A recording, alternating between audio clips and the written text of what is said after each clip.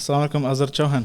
Walaikum salam. So you're the independent Slough candidate for the next general election, inshallah. Tell us about yourself.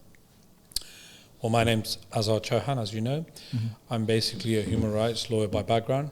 So for over about 30 years, I've been dealing with people's cases directly, advocacy in court, dealing with issues ranging from immigration, asylum, family issues, domestic violence, non-molestation orders, helping with them. But essentially, I'm familiar with the school education appeals, welfare issues where people have poverty, housing appeals or allocations. So there's a wide range of things I've done over the years. I started off my sort of legal career with not-for-profit sector, which is predominantly my background is always having worked for people either under legal aid or charitable organizations, of course, and some privately funded work as well. So I'm very familiar with the average common working class person and their problems. I come from a working class family background, having grown up in an inner city town, Nottingham. So I've seen a lot of poverty growing up in the early 80s. It was really tough around the time of the miners' strike, poll tax, then various things going through the early 90s, and started working and moving around the country in 2-3 different cities. But my family roots are linked to Slough for over 65 years. My wife was born here, my children were born here.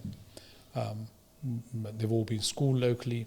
So having lived here and worked here for over 25 years approximately, I'm very familiar with the nitty-gritty issues that people are facing day in, day out. I mean, I won't hold that against you. I mean, I moved to Slough myself only about 10 years ago. So, but I mean, why do you want to become MP? Well, it's not because I'm a career politician or I'm driven for power hungry or anything like that. I'm very content and happy with other things in my life. But what angers me and upsets me, and the reason why I chose to stand as a parliamentary candidate, because I feel people deserve better representation. They're not being listened to. They're being ignored. People who are in power, it's like basically you have a director of a company. They're very successful people, but they need to realize they are only making that money because of the people at the bottom of the company who are putting the energy, the time, the loyalty in.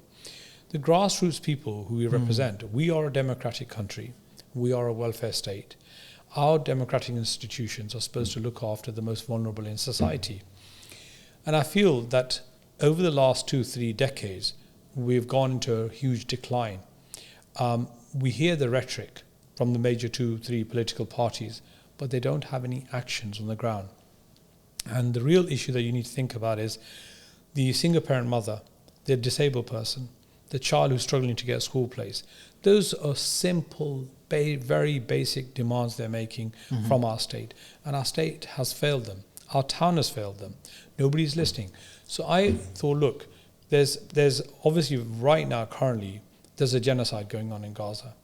And our local member of parliament, even though all the staff team spoke to him, including myself, we said, look, this is atrocity, what's going on, we should vote for it. Thousands of people wrote into him.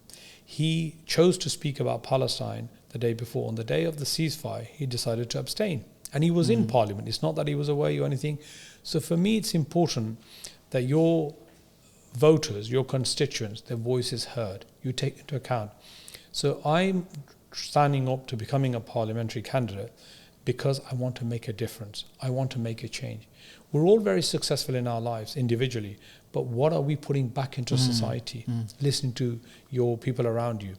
And I'm not here for any one community or one section of the community. I'm here for whole of Slough because I work with all communities, whether they're Sikh, Hindu, Muslim, Christian, white, Asian, black communities. I've always reached out to them and spoken to them, and they have all people with experience, and they can vouch for the way I am as a person who cares as a human being for them. I mean, you mentioned that you advised the current member of parliament, Tan Desi. What's your relationship with him? Because I've heard that you worked with the last few Labour Labour members of parliament in Slough. Yes. So I started working for Fiona McTaggart, who was a member of parliament, and the job is essentially an independent role which is paid through IPSA, Independent Parliamentary Pay Body, and it pays all the staff or members of parliament nationally to work with them to provide specialist services for constituents. So I was employed as a specialist caseworker to deal with immigration housing cases, immigration asylum cases.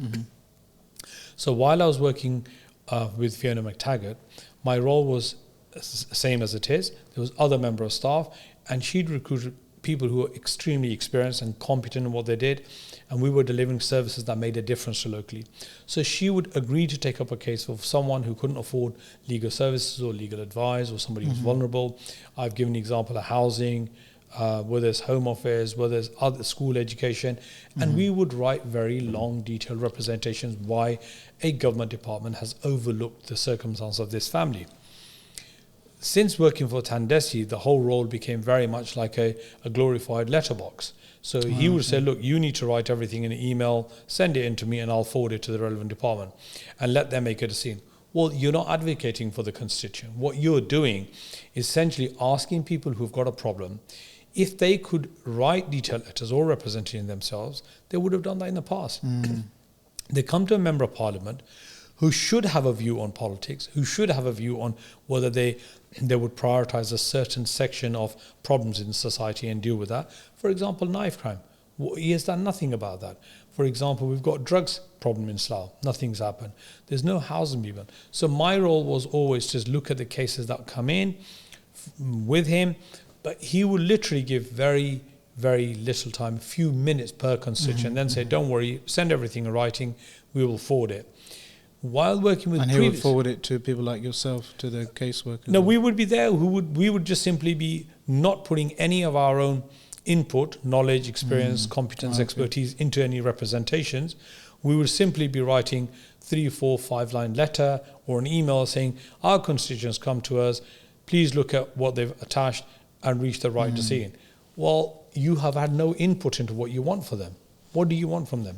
Whereas a previous member of parliament would say, look, I want you to look at this, review this, and give them favouritism because they meet the rules, they meet the criteria, or there were exceptional circumstances. I went to visit Fiona McTaggart once too, the last Labour MP. Yes. When I was mentioning the government press release, and she helped quite a lot. I don't know if she involved anyone else, but she put a message out to the Home Secretary back then, Theresa May, and we got got quite some interesting information from that. But so I mean, local member of parliament, it's supposed to help people. You visit them in the surgery that you need some specific help. Yes. So that you are the person that they would basically get advice from to help individual people in specific areas. So why did you not want to carry on working for Tandesi? And why would you stand against him? How did he react to that? Well, basically, I've been unhappy for some time, and I've made that known along with the staff team, and I've said, look, what you provide. Essentially, you can never agree to do 100% of everyone in constituency asking you to do something. So you have to select cases which you have to prioritize, the vulnerable, the most needy, and then put some time and effort into that. And my unhappiness has been saying, look, a lot of the things you would agree, for example, what is a local member of parliament got to do with the land dispute going on in India, Pakistan, or Bangladesh, or Caribbean, or wherever? You can't solve that. You're not a member of parliament dealing with issues abroad. What you have to say to them, look, go and contact the embassy or the High Commission, do it yourself. Why are we forwarding that correspondence? Because they will never reply to you. One, they'll say, you're not an MP from India or Pakistan. What's that got to do with you? There's a due legal process. Let them follow that. So I was always raising these frustrations and concerns, saying, look, this is waste of time. The only reason he would agree to say, yes, I'll forward it, is because it's a lip service, saying I've agreed to do something. So my frustration was there, but ultimately what changed for me, and it got me thinking, I have young children. We have a community. The whole community asked him, and they came to protest outside his surgery when he didn't listen, that you must vote for a ceasefire. There's no point him saying, no, we will do this, we will do that, I want to change my position. Well, it's too little, too late. When the time mattered, you didn't act. And yet when he came in 2017, the whole of the community, backed him, supported him, and yet he was parachuted in. He wasn't somebody the members of the party or the community had any decision making, and yet he should be the MP. So my position changed literally after October 7th, when he decided not to vote for the ceasefire, I became unhappy, and I started telling him and the staff team, look, I don't think I want to carry on working. The only reason I'd stayed working for him for a number of years was so that the community's most vulnerable people, when they were trying to access the Member of Parliament, I can speak a number of languages, I was a familiar face, and I thought, look, at least I can help them by giving them the free advice, more than they'd get from anywhere else locally, and we can try and see if we can push some of these cases to get issues resolved. But when the community was trying to look for what are the alternatives, where do we go?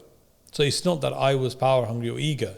There was many people in the community, and they're not all Muslims, by the way, before people say which community you're talking about, the residents and citizens of Slough. They came to me and approached, and they were looking at a number of candidates. So I was approached saying, look, would you consider? And I said, well, look, I would think about it, but I'm not sure, because you've had the experience of Yes. dealing with local people Issues. and local issues. Because I had experience, because I'm familiar, because I live locally, I understand, I engage with community affairs, events, go along. So it was then decided that, we do. But the election was called as a snap election very quick. So although things were in motion, and he's reacted by saying, oh, well, this is divisive, this is according to caste lines, language lines, religious lines, completely not true. Because I have reached out to other communities, and they've been very supportive. I want to pick up on that in a minute, but before that, I saw a headline in the local Slough newspaper the other day saying the Labour Party is in trouble in Slough. As an insider for many years in local politics here, Yes. can you explain why that is? What is the problem? Why is Labour in trouble in Slough? Well, Slough Labour Party, for at least 10, 12, 15 years has had a lot of infighting going on. The power grip has been there by literally 3 or 4 people.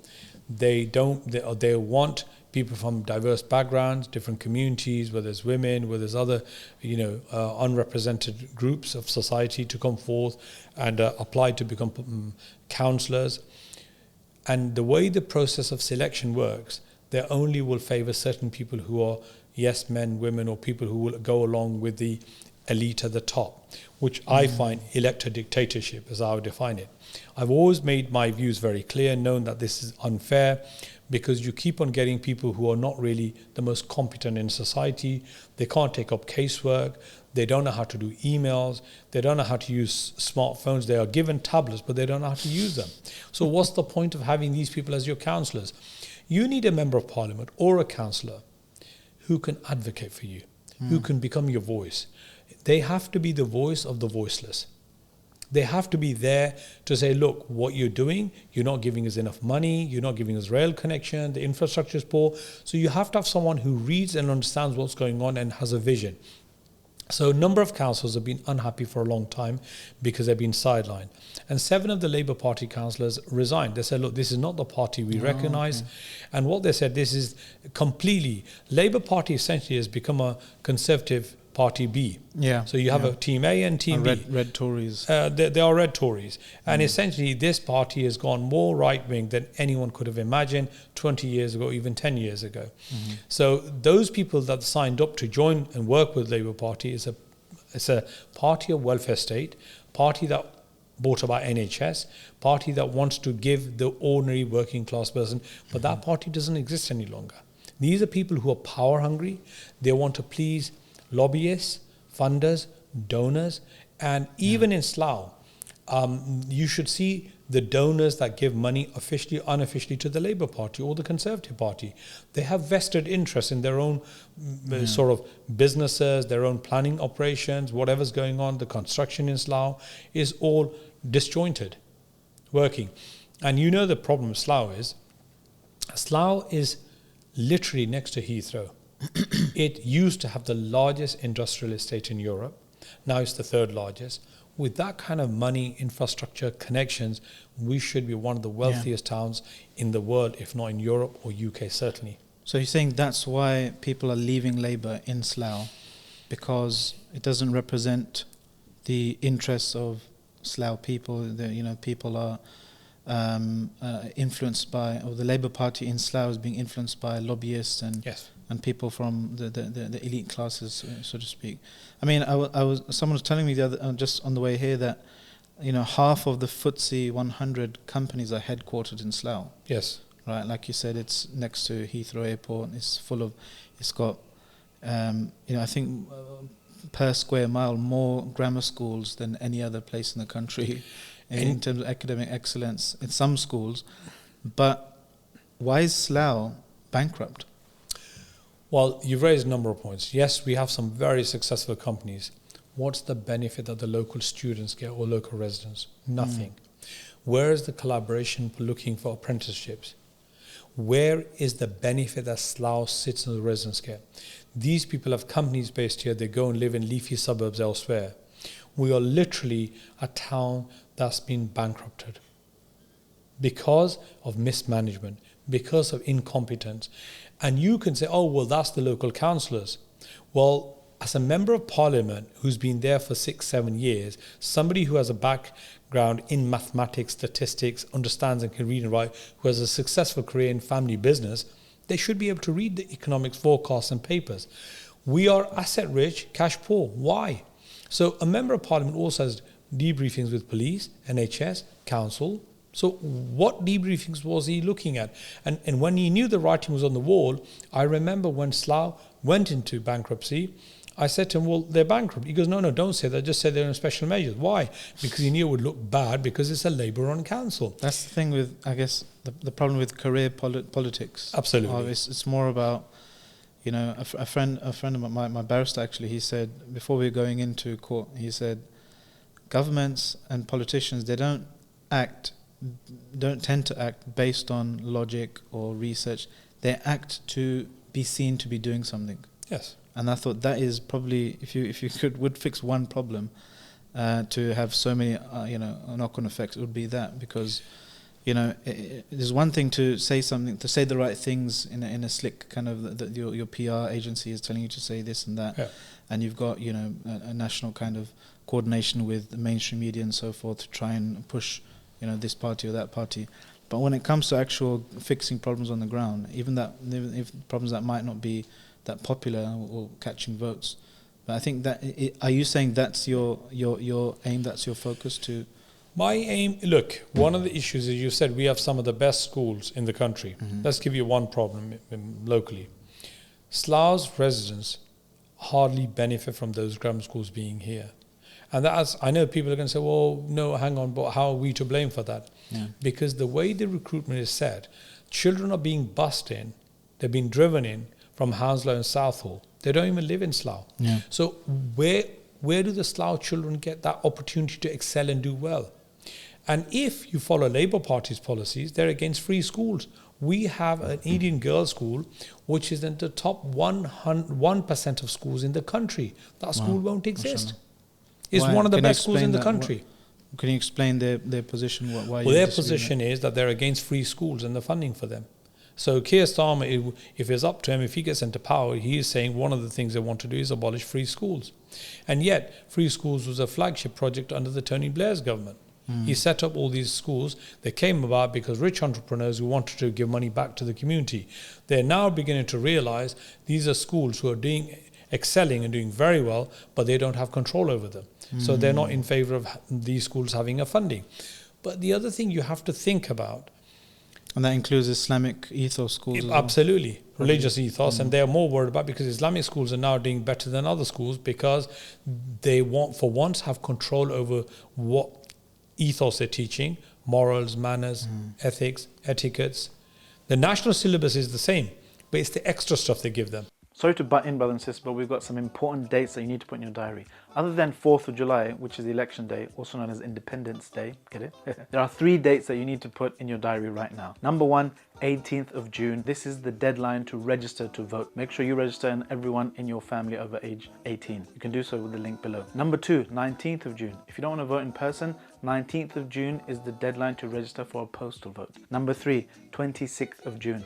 This is if you know anyone going to Hajj or going to be out of town during the election, you can register for a proxy vote for someone else to vote on your behalf by this date. All the links are in the description below. Please check them out. Also, the Muslim vote is in need of mosque ambassadors for every one of our 3,000 masajid all over the country, mashallah. If you have a local mosque and you want to be a legend, then check out the link in the description below. I was speaking to someone the other day. I said I'm going to speak to the candidate for MP, and he said, I asked him what are the issues in Slough that you think we need to put to him, and he mentioned this thing about there's so many grammar schools, but the son of an investment banker in Ascot somewhere is the one that's given preference over local students here, and we have some excelling girls' schools, for example. You mentioned Eden. Yes. I think there's another one he mentioned, like that's a girls' only school. Mm-hmm. He said many of our boys, where are they going to go?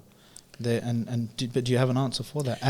If you were to be made the MP, is that something you can actually have influence over? Well, you don't have a direct influence, but what you can do is provide leadership. You can raise your concerns. And that's another reason why I am concerned, because look at the knife crime. It's gangs which are mainly teenage boys. It's linked to drugs trade. And what we need to do is ask these schools, if you're based in Slough, how are you prioritizing that the genuine students of Slough from working class parents get a benefit? Because basically grammar schools were originally set up as an uplift. You've got to remember, grammar schools were set up for bright children to do well and come. They came from working class families. And prime example would be people like Tony Blair's generation. So what they've benefited from, they're now trying to say, let's get rid of it. Or it should benefit groups of people who are rich from outside who've been tutoring children for years. Yeah. So someone whose parents are working class, they don't have money, they can't get tuition, they don't get to benefit from the excellent education these grammar schools provide. So my role would be to engage and have a dialogue and look at the policy. So how are we benefiting local children? If you're running grammar schools, your selection criteria, one of them is your geographical presence, the postal address. So how are you making sure people are not abusing that? Yeah. And if children are no longer living in the borough and they've moved away, let's say a year later, because it was fixed by the parents, then you should say to them, sorry, but that place should go to a child who's in waiting. So, we need to be proactive, because we need to get this town and its children a future.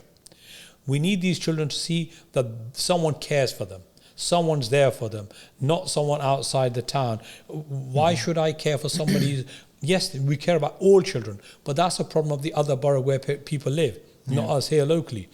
So I want to provide a framework for negotiation, discussion, and highlight key issues that are affecting us. I'm not going and having, elaborate dinners somewhere else in Westminster, because I want to be an MP who represents the local people, listens to their affairs. Sometimes you have emergencies. You have difficulties. You live in a community. People should be able to reach out to you and say, look, I've got a problem, or I know what's going on. The real parliamentarians and real people's politicians should be people who have a finger on the pulse of what's going on in the town. Yeah. Is there something wrong? For example, the town's population is very much anti-export of weapons in Gaza to Israel. Yeah. They are against, the townspeople are against the war. Well, our member of parliament completely missed that. He thought, well, this is going to disappear in a couple of weeks. So I've been hearing chatter here and there, and I've noticed that pretty much all the Muslim organizations, the people in the masajid and the grassroots, they're supporting you as an independent, against Tandesi. You've also been endorsed by the Muslim Vote campaign on a national level, like many other independents around the country. Tandesi, your rival now, political rival, he's claimed that you're appealing to sectarianism and trying to put Muslims against using the Muslim card and that kind of stuff. What do you say to that? Are you just trying to get the Muslim vote, or are you going to be an MP for everyone else as well? No, absolutely not. First of all, when you become an MP, when you stand for election, you're there for everyone in the town, regardless of their race, religion, colour, background, even those who vote for you or not vote for you. You're an MP for everyone. And I have not reached out or asked the Muslim vote to endorse me. They've obviously been following my campaign, my journey. They liked what it was and they decided to endorse me. They're endorsing Jeremy Corbyn. They're endorsing lots of other people, for example, Muslims and non-Muslims. Yeah. They're endorsing people who are standing up as being community champions, who are aware of what's going on. So Tandesi thought, he's going to use that cheap tactic in order to make people feel, oh God, this is going to become sectarian. Some kind of Muslim takeover. Sorry? Some kind of appeal to these Muslim takeover fears. Look, there is a sizable Islamophobic Muslim fears. population in Slough. Everyone knows that. And they feel neglected. They feel underrepresented. They feel nobody listens to their voice. And the Muslims of Slough have finally woke up and realised, well, look, if our local MP cared so much about us when we wrote to him in thousands and non-Muslims wrote to him, he didn't want to listen to them. Besides having photos taken and putting them up, saying, look, I met this person, that person, tell me what in substance he has delivered for the town or its people. Under his watch, the town has gone bankrupt by the Labour Party in local administration. So I'm not appealing to any one group, or I'm there as a candidate for everyone to endorse. So yes, I was fortunate enough that I was able for the first time to get all the Muslim organizations, talk to them one-on-one, get them to endorse, and for all of them to unite and say, yes, we need a change. So I'm very grateful to the Muslim community. I've also reached out to the Sikh Gurdwaras. I've also reached out to the Hindu Mandir. I've also reached out to the Christian churches. I've reached out to other communities. And the feedback I'm getting is very positive. They say, look, we know the kind of person you are. And they felt very hurt that he raised these concerns. They said, we're shocked he's saying that because we know you. We've known your work. We know what you stand for. I can tell you one thing. People of no creed or different creeds, whenever they've contacted me, some people have my phone numbers, even 10, 11, 12 at night, in an emergency. I've not said to them, oh, why are you ringing me? I said, look, as a human being, whatever I can do, obviously you've contacted me because you're worried, you've got a problem, and these are included people from the Sikh community. And over the years, any work I've done for people, that speaks for itself. Or my interaction with them. So I am not here trying to divide the Slough's people or the communities. So I think that's completely, and that shows you how scared Tandesi really is. He realizes that he has not been a good MP. He's made blunders. And he was too worried about flying around, jetting around the world with other things that didn't really bother or affect Slough when he was doing on official tours. So what you have to think about, if he wasn't worried, he wouldn't have made that such a large statement on his X, Twitter, whatever, social media. He then was asking other MPs and other parliamentarians to start endorsing him and supporting him. Well, they have no role in Slough. They don't know anything about Slough. Whatever rhetoric, little words he's been playing on them, being a man who's supporting Muslims' rights. Well, quite frankly, when someone dies, when there's a wedding in the community, I try to attend all funerals in the community, regardless whether they're Muslims or non-Muslims. I try to go and get involved in those. So for Tan to say, oh, well, look, Azhar's divisive, completely not true. Secondly, look at his political campaign launch. He had to bring in people out of town. What that whole picture audio shows, he didn't allow any question answers because he's worried he's going to get heckled. 2, the people who came in, they don't have any knowledge of Slough, whether he's a good MP or not. Sadiq Khan, what does he know? Sadiq Khan's damaged Slough more than everyone else. We can't even go to Oxford Tube Station because of his ULAs. He's not willing to extend his compensation scheme to us. We can't even go for shopping to Hounslow or Southall. We are now people who have suffered. What did Tandesi do? If you're such a lovely friend of his, what did he negotiate other than having a hug with him? You can enjoy a nice curry, but what does that do for the people of Slough? So I'm not fooled by those rhetorics. Lord Wajid Ali, what role does he have? Does he even take part in any legislation? What has he delivered? What does he know about Slough other than coming here for dinners with a few friends of his? So the reality is, what we need to think about is these people, they are on the run. They're scared. I know the divisive tactics they're using. I know what they're doing behind the scenes, illegal activities. So I'm not worried, I'm not scared. But I don't have physical evidence. When I do get hold of it, I will make sure the police investigate into that. Now, the fact that all across the country there are so many people, grassroots organizations, people mobilizing on the ground, national kind of level campaigns like the Muslim Vote and others that are so disenfranchised with the main two ruling dynasties of Labour and Conservatives, that can mean that sometimes there are multiple independents that would, maybe some might even argue, these are done on purpose, to try and fracture the independent or the anti-Labour, anti-Tory vote. Do you think you have what it takes to get enough people in Slough who are disenfranchised by the the main two parties to vote for you, despite there being, I think there are some other independent candidates as well, right, or Greens or Yes. Lib Dems, something like that. Do you think it's going to or let me put it this way: how are you planning to make sure that the anti-Labour, the punish Labour, punish Tories vote doesn't get fractured into too many small pieces? In all honesty, what you have is nationally there is a whole movement for independent candidates. They want local accountability. The party policies that are, they're very much, as I said to you before, it's like almost like dictatorship. They're dynastic politics. And they've for far too long, Labour and Conservative have taken voters for granted. They think, just because my father voted for one party, I'm going to do that. Today's youth are very bright. We have social media, which is very powerful. It's a medium that Tandesi knows very well, for example, in Slough, how to exploit that and use that. Because he gets, he'll always say to people who are coming to him for a problem, say, oh, can you just open your social media? Can you just please put like, share, follow? Well, that's not how it works. Because if you're a genuine person, people's person, people will know what you stand for, what you're doing, and they will follow you and they'll show that. In Slough, we have a number of independents. I'm, by the way, an independent who's supported by the Independent Network.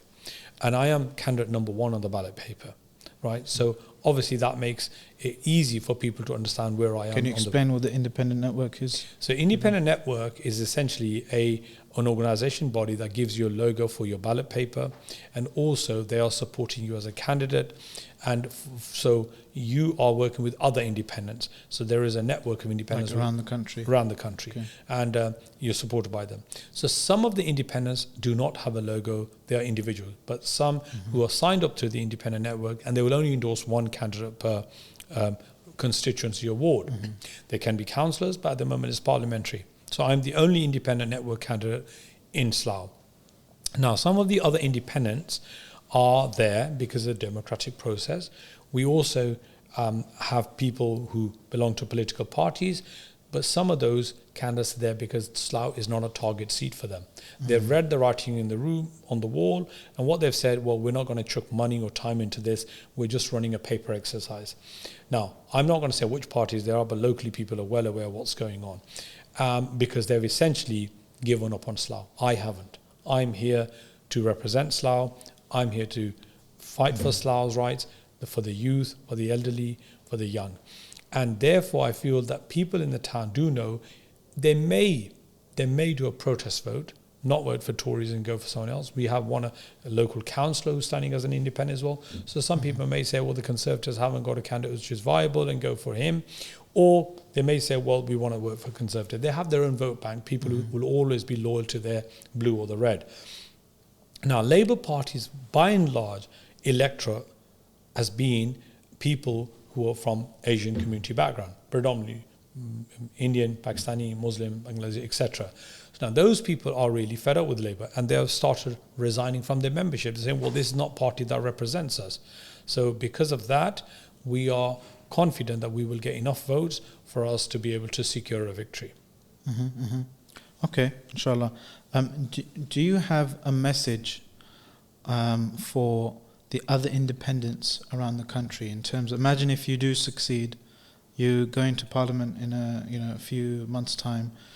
What will you do when you go there and meet other independents? Do you have some kind of idea or policy or some kind of vision for what could be? If we succeed, we'll be in Parliament literally less than 3 weeks away. Okay. So the time is very short. What I would say to people is, please register to vote by the 18th of June. Get postal votes, because sometimes people get busy, they're tired, and certainly take a voter ID along for electorates in Slough or anywhere, wherever. However, if there are enough independents to succeed, I certainly think every independent should respect the mandate of the local voters. But they should come together when they have a unified voice to lobby for deals that can be done to benefit our electorate. Now, this electorate is trying to show they no longer support the large main parties. And I believe most independents who are popular and credible are in contact with each other. I'm certainly in touch with quite a few of the independent candidates, and I hope and feel that we can work together to give what was missing by previous career politicians. A vote for Labour and Conservative is a vote for genocide. And the reality is, if Labour comes to power, they want to get rid of free schools. So one of the best schools in the country that we have in Slough, we will end up losing that. So why would you want to vote for a party or its candidate who is actually not looking at the needs of the town and what we have achieved? So if Labour had been in power with their policy, no free schools, we would not have had Eden Girls School in Slough. And that's a massive achievement that we have in our town. It's one of the top schools in the country, and we want to have more of them and certainly want to preserve that as an institution here. And one other thing that I would want to campaign for is to bring back some kind of a university education to Slough and links with nursing, teaching and apprenticeship. We want to create an apprenticeship program on the Slough Trading Estate, working with companies here for our young teenage boys and girls going forward. That was another thing that this brother he mentioned in terms as a concern he had. So, like we said, half of the FTSE 100 companies are headquartered here. There's so many, big companies here, but he said that the local people in Slough tend to just have manual labour jobs there, but the executives and the decision makers in all those companies, they come from outside of Slough. So, do you have a plan for letting the people of Slough, the residents here, avail the amazing opportunities that exist with, was it Europe's or the world's third largest, trading estate, links to Heathrow Airport and that kind of stuff? What's your plan for helping them avail that? My position on this is quite simple. We have some of the most successful companies in the world linked or based in Slough. And the reality is we need those companies to realise the environment they're in, the geographical location they're in. We have very good schools here, but these local residents should get some benefit of them being on their doorstep. So I want to open a dialogue with them, saying, how are you going to create apprenticeships? How are you going to give work placement? How are you going to take these local children who come from deprived backgrounds? So there needs to be some kind of acknowledgement, recognition that we have a local community that should benefit from this. So far, I feel that just having knowledge that they exist is not enough. We need to ask them, okay, you want to come here, you got accelerated planning laws for them, but what are you doing in return for us? So are you going to invest some of this money back into our local schools, infrastructure, on our services? So we need to talk about that. When Fiona McTaggart retired, the town went along with bringing another Labour candidate and electing Tandesi. Why? Because there was a big hype that Labour may get into power, and Jeremy Corbyn endorsed and backed this guy along with Tom Watson. And he stabbed them in the background. He didn't support them. Please don't make the mistake again and voting for someone who hasn't listened to you, hasn't been a voice for you. So it's about time you voted with your conscience and bring about a change to something that will represent you. Vote for me. Slough, as we know, has gone bankrupt as a town, essentially, for all intents and purposes. It's not a limited company, but it's a virtual bankruptcy. What we have to realise, we need to prevent further decline of the financial situation and the mess the town is in. So we need to bring about a credible leadership through electing a new member of parliament, someone who cares for the town, someone who can rally around councillors and give them a way forward. At the moment, we've got people who are coming in running the councillors, commissioners from outside who essentially are draining our funds even more. So we have the knowledge, we have the skills locally, and we need to find a way forward. Tandesi hasn't taken any active role in what's going on, and I want to prevent that, because what I care about is the bin collection, is the hospital appointments, is the school places. So in the knife crime, the high street. So I want to give a leadership so we change that for the better with the local team that trust you and you trust them to get the job done. So you keep mentioning knife crime. Can you just explain to maybe people outside of Slough what the situation is? Why is it such an issue compared to other parts of the country? It's a sad reality. Slough is now become a deprived town. It was a blooming, successful, wealthy town at one stage. And when towns go into decline, sadly gangs want to exploit that. And there are drug gangs who are supplying drugs And they are people who are influencing children from broken homes, children who, when I say children, teenagers. And this has led to postcode wars, turf wars, and this is leading to knife crime, which is gang related. And there are so many victims, and I've forgotten really, to be honest with you, last 2-3 years, how many funerals I've attended, how many broken homes, broken hearts. Families are paying the price many, many years and decades later for that was a crime that was preventable. So like health, knife crime is preventable. And I say that because you need to show a presence in the town. We need to increase the presence of police. We also need to do some school education. We need to be aware, why is this affecting certain communities more than others? And what can we do to create more after school clubs, youth centres, funding for them, because where children can be supported and positively led. So therefore, the community as a whole has a stake in looking after our youth and our children for future. Slough, sadly, has become a town now full of flats which are not there suitable or good enough for family housing. They do have a role, but essentially these are being built there and put there by property developers because it makes them more money. But this is not good quality or social housing for long term for families. Due to the restrictions centrally by the government, we do not have adequate housing. We also need to look at the waiting lists. We need to look, there's no point saying you're on a waiting list.